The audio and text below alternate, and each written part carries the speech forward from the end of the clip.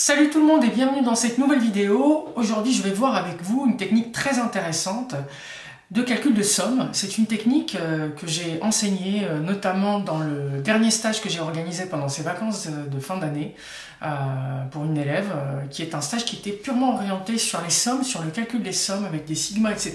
Toutes les techniques qu'on peut avoir sur le calcul des sommes.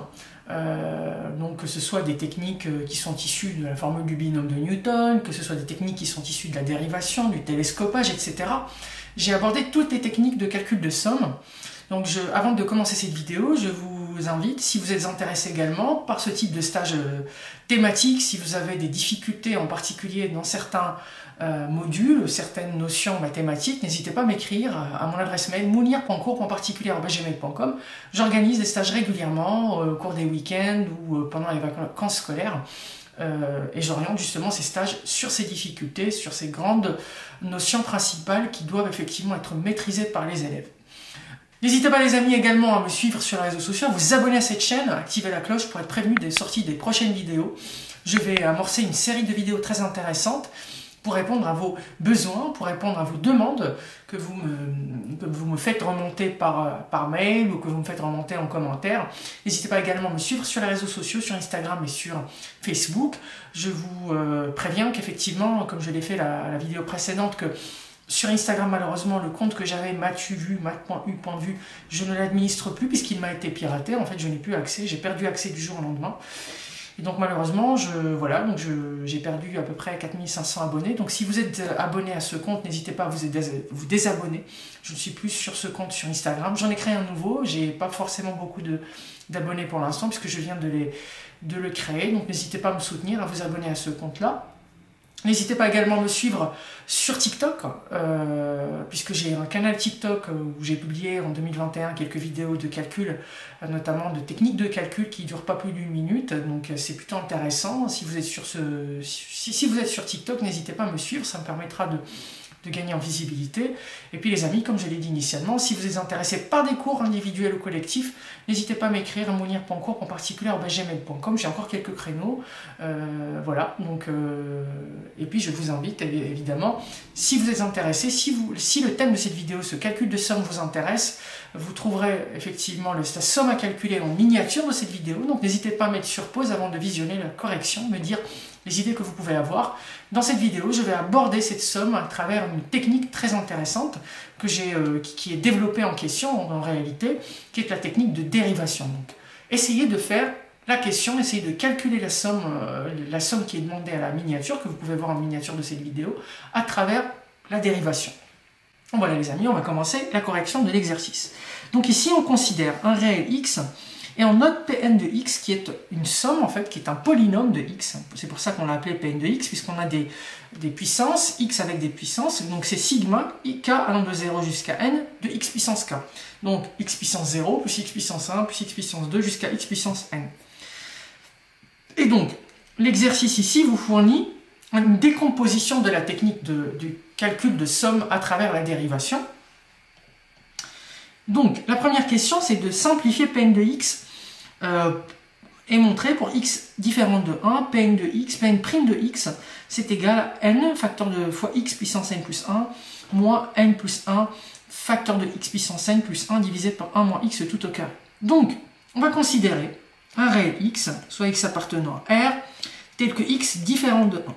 Alors, les amis, ici, vous n'êtes pas sans remarquer, et je pense que la majorité d'entre vous l'ont remarqué déjà, que Pn de x, P indice n de x, qui est la somme k allant de 0 jusqu'à n de x puissance n, de x puissance k, c'est quoi exactement? C'est la somme de termes successifs d'une suite géométrique de raison x et de premier terme x puissance 0 qui est égal à 1. D'accord? Alors, ça c'est quelque chose qui est effectivement qui saute aux yeux, parce que le premier terme c'est 0, c'est x puissance 0, pardon, c'est 1, deuxième terme c'est x, ensuite c'est x au carré. Donc pour passer d'un terme à un autre de la somme, je multiplie par x pour obtenir le prochain. Et donc cette progression, c'est une progression qu'on appelle progression géométrique, donc c'est une suite géométrique. Donc Pn de x, je peux l'écrire, peut être vu comme la somme de termes successifs d'une suite ou d'une progression géométrique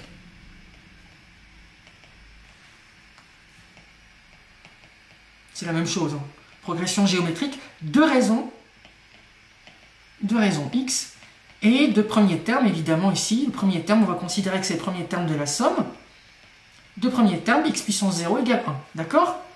Donc, il est assez aisé de voir que Pn de x, qui est donc cette somme k allant de 0 jusqu'à n de x puissance k, et bien c'est quoi?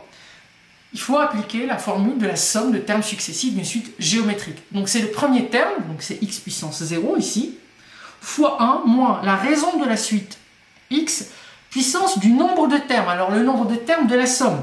Si je pars de 0 jusqu'à n, j'ai combien de termes? J'en ai n plus 1.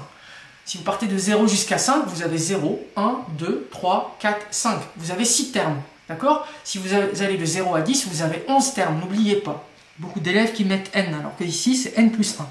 Donc le nombre de termes de cette somme, c'est n plus 1 sur 1 moins x. Et là, vous comprenez une nuance. Pourquoi, effectivement? Parce que beaucoup d'élèves me disent, mais pourquoi x doit être différent de 1? Bah parce qu'en fait, ici, si x était égal à 1, on aurait divisé par 0. Parce que 1 moins 1, ça fait 0. D'accord? Ça, c'est la première chose. Et autrement, si x est égal à 1, bah, évidemment, la somme, ça va être n plus 1. Parce que c'est 1 plus 1 plus 1 plus 1, n fois. D'accord? Donc les amis, ici, voilà pourquoi le x, on insiste sur le fait que x doit être différent de 1.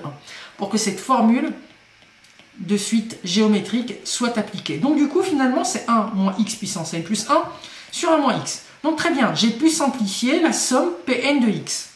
Ok, nickel.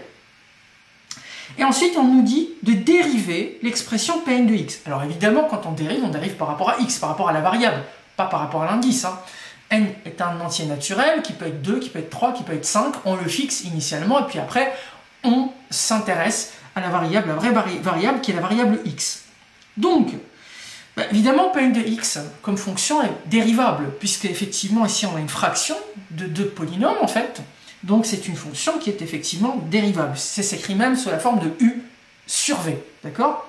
Donc, Pn de x, donc je vais écrire juste Pn parce que je parle d'une fonction, est dérivable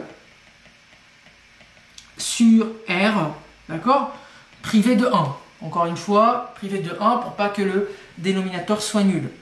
Et sa dérivée, donc Pn' de x, Pn' de x est égal.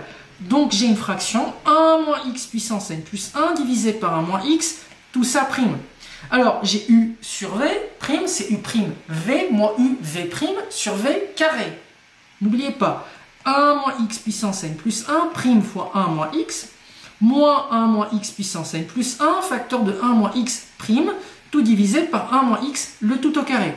Donc, ici, le 1 moins x puissance n plus 1, quand je vais le dériver, j'obtiens le 1 dérivé, c'est 0. La dérivée de x puissance n plus 1, ça fait moins n plus 1 fois x puissance n plus 1 moins 1, ça fait x puissance n. Évidemment, je n'oublie pas le 1 moins x, moins, et je vais m'intéresser d'abord à la dérivée de 1 moins x prime, la dérivée de 1 étant égale à 0, la dérivée de moins x, c'est moins 1. Avec le moins que j'ai ici, le moins 1, ça fait moins, ça fait plus 1 moins x puissance n plus 1, et je divise par 1 moins x, le tout au carré, que je ne touche pas, puisque il n'est pas dérivé, lui. Voilà. Donc, je vais continuer mon développement, ici je vais le développer, pour pouvoir ensuite assembler par terme avec une puissance. Donc, en bas, 1 moins x puissance 2. Je vais développer, donc je vais distribuer le moins n plus 1 facteur de x puissance n sur les éléments qui se trouvent à l'intérieur de la parenthèse. Donc on va trouver moins n plus 1 fois x puissance n, moins fois moins ça fait plus, n plus 1 fois x puissance n fois x, ça fait x puissance n plus 1 moins x puissance n plus 1. Vous voyez bien ici, on a deux termes qu'on peut effectivement assembler, parce que les deux sont fonction de x puissance n plus 1. N plus 1 baguette, moins une baguette, ça fait n baguettes. D'accord? Donc ça nous fait ici n, parce que n plus 1 fois x puissance n plus 1 moins x puissance n plus 1, ça nous fait n x puissance n plus 1, moins, entre parenthèses, n plus 1, facteur de x puissance n, plus 1 divisé par 1 moins x, le tout au carré. Et donc, ça nous donne la dérivée de Pn de x. Donc Pn' de x est égal à ça. Voilà les amis, donc là on a pu dériver notre fonction Pn. On a d'abord simplifié, on l'a exprimé sous la forme d'une forme simplifiée à l'aide de la somme de termes successifs d'une suite géométrique, et puis ensuite on a pu la dériver cette expression-là. Question 2. En déduire les expressions simples de sigma k fois 2 puissance k et de sigma k fois moins 1 puissance k sur 2 puissance k. Très intéressant. Donc c'était ça en fait l'idée, c'était ça l'objectif de cette somme. Si vous regardez dans la miniature, effectivement c'est ce qu'il faut calculer. Et donc nous, pour pouvoir atteindre ça, on a fait un développement sur une expression qui est on est arrivé de loin, quoi. On est parti d'une fonction Pn de x qui est sigma x puissance k. Il fallait le voir. Donc, comment est-ce qu'on peut, évidemment, calculer cette somme k puissance 2 fois 2 puissance k en utilisant ce qu'on vient de voir? Alors, si vous regardez bien, les amis, si vous remarquez un truc, k fois 2 puissance k, déjà, je multiplie l'exposant par un terme qui est à la puissance de cet exposant. C'est comme si on avait k fois x puissance k. K fois x puissance k, quand on descend l'exposant, ça doit systématiquement vous faire penser à la dérivation. Je m'explique. Regardez. Soit x un réel, bien sûr, on va considérer qu'il est différent de 1,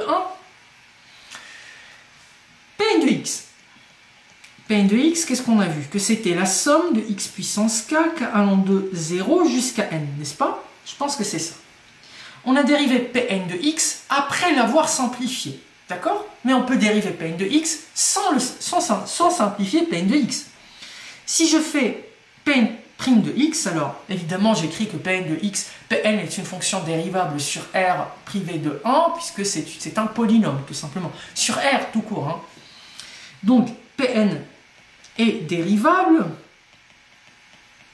sur R et Pn' de x, la dérivée Pn' de x, c'est la dérivée, évidemment, je rappelle encore, hein, pour les élèves qui seraient un peu perdus, je dérive par rapport à x. Hein. J'ai une somme de termes qui sont fonction de x que je vais dériver. Alors, le premier terme qui est k pour x puissance 0, hein, c'est 1. La dérivée de 1, c'est 0. Donc, en fait, le premier terme, quand je vais le dériver, va disparaître. Donc, c'est équivaut à dériver ça à partir de 1, n'est-ce pas? Parce que c'est x puissance 0, puis ça somme à partir de 1. Mais x puissance 0 étant égal à 1, la dérivée de 1, c'est 0. Donc, ça nous fait quoi? Chacun des termes, quand je vais le dériver, ça va donner k fois x puissance k moins 1, n'est-ce pas?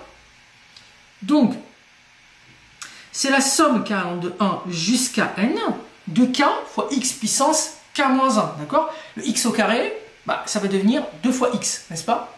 Le x, ça va devenir 1, d'accord? Ça marche pour tous les termes. X puissance n, c'est n fois x puissance n moins 1. Ok les amis, donc ça c'est Pn' de x.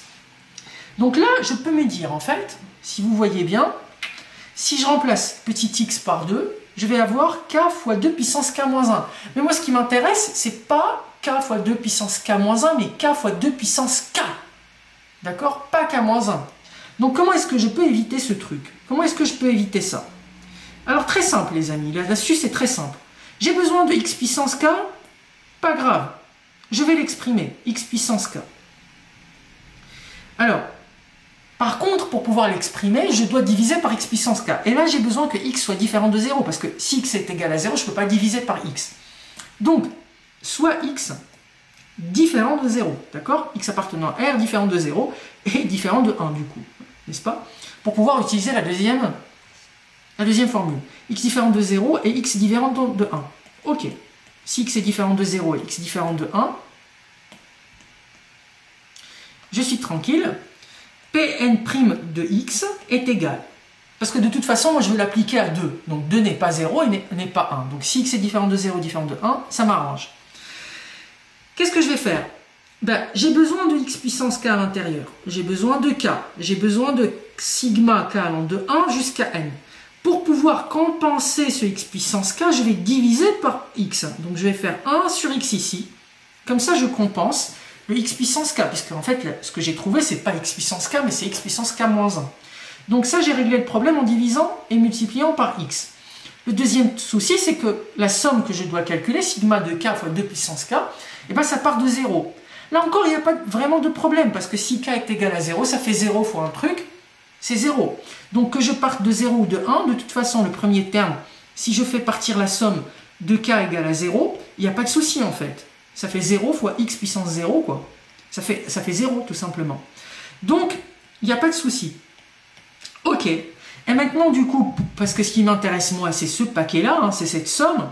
Donc, du coup, par conséquent,